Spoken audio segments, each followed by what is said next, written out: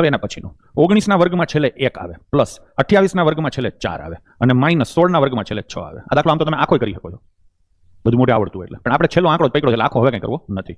1 અને 4 કેટલા થાય? 5. 5 માંથી 6 ન જાય એટલે આગળથી લીધો 10 કો, બરાબર ને? તો 10 ને 5 15, 15 માંથી 6 જાય તો છેલ્લે 9 આવે. એટલે ઓપ્શન 1 તમારો જવાબ. છેલ્લા આંકડામાં જોજો તમે, ઘણું તમને શીખવા મળશે.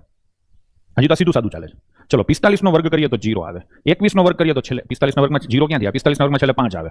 21 ના વર્ગમાં છેલ્લે 1 આવે. ક્વેશ્ચન માર્ક નો વર્ગ, જો આ નવું મેં કીધું હતું શીખવાનું, એટલા માટે બધી જ પીડાઓ લઈને આવ્યો છું. અને પ્લસ કેટલા આવે? 7. જોજો ઉતાવળ ના કરશો, અહીંયા તમારા માટે થોડુંક શીખવાનું છે. 5 ને 1 કેટલા થાય? 6 થાય. 6. હવે આ 7 છે, ક્વેશ્ચન માર્ક ને એટલું પણ તમે શીખવાડ્યું છે, એટલે 7 સામે જાય તો શું થાય? માઇનસ 6 માંથી 7 જાય, 6 માંથી 7 ના જાય તો 16 માંથી 7 જાય તો 9 આવે. હવે સીધો 9 વાળો 49 કોઈ ટીક ના કરી દે. હું જ કહું છું ઉતાવળ કરો તમે પ્રેરણા. અહીંયા ક્વેશ્ચન માર્ક નો વર્ગ છે, ખાલી નકરું ક્વેશ્ચન માર્ક હોવું જોઈએ. શું હોવું જોઈએ? નકરું ક્વેશ્ચન માર્ક હોવું જોઈએ. એટલે વર્ગ છે તો સામેની બાજુ વર્ગમૂળ કરવું. છેલ્લો આંકડો 9 છે. છેલ્લો આંકડો 9 હોય એવી સંખ્યાનું વર્ગમૂળ કરો તો જવાબમાં છેલ્લે શું આવે? છેલ્લો આંકડો 9 હોય તો જવાબમાં છેલ્લે શું આવે?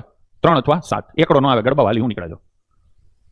3 નો વર્ગ કરો તો છેલ્લે 9 આવે. એટલે આનું વર્ગમૂળ કાઢવું છે. છેલ્લે 9 વાળી સંખ્યાનું વર્ગમૂળ કાઢો તો જવાબમાં કા 3 આવે, જવાબમાં કા 7 આવે. 3 વાળો જવાબ નથી, એટલે 7 વાળો 47 થઈ ગયું. બીજું તમે આવું કરી શકો છો કે છેલ્લે શું હતું? 9 હતું ને, બરાબર. અહીંયા શું હતું? ક્વેશ્ચન માર્ક નો વર્ગ. અને આ બાજુ કેટલા હતા? 9.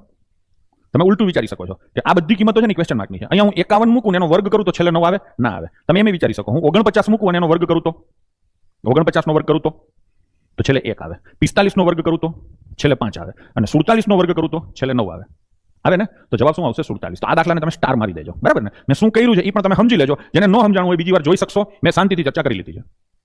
અને લખી નાખજો. ડન છે? ચલો.